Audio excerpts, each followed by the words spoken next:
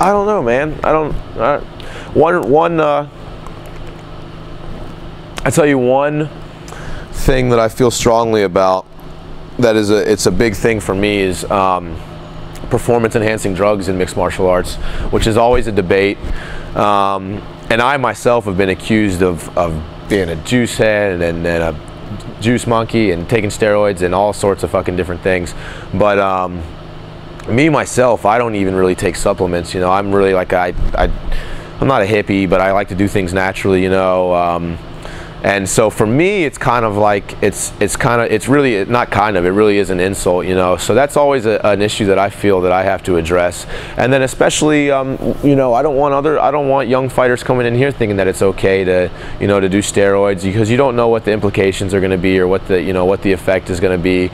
And when you're in it's not like basketball or baseball, or if you take steroids for unfair advantage, you get points scored on you. You know, if you're fighting some guy who you know, has given himself an unfair advantage by means of chemicals, you know, you never know, you know, that's unsafe. You know, so that's one big thing that I'm you know, unprofessional. That's one big thing that I advocate is drug testing in the sport, and I wish there was more of. Don't worry about that battery. I wish there was more drug testing. I'll give anybody an open invitation anytime they want. If they think that I use PEDs, that I'll take a piss test for anybody anytime. And I wish that I wish that there was more.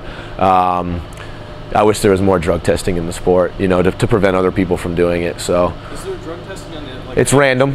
It's random. In all title fights, they drug test, and then otherwise, it's random.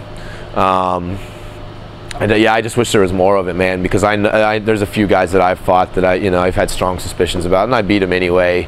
But sort of the mindset I have about that is if somebody is taking shortcuts and trying to cheat their way to victories, and they're probably taking shortcuts elsewhere in life and in their training, you know, and I'm not, you know, it is what it is, you know, it's part of the sport, you got to deal with it. I've heard about people like cycling through steroid cycles. Yeah, and you know, there's ways that you can do it, I guess. There's, you know, you can, I don't know, maybe flush it out or something before your fights or however they do it. But why even try, man? You get popped for one dirty test and your whole career has an asterisk by it, you know, and you don't want that.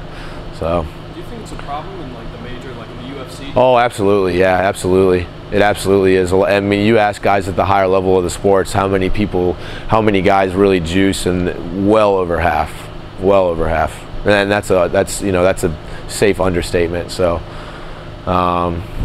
it is what it is, man. The more money that comes into the sport, the more money we'll have for drug testing and stuff like that. I just, you know, you want a fair, level playing field. You don't want to have to wonder whether you're fighting a guy who's not going to feel it when you break his arm or some shit. You know, you want everything to be fair. So.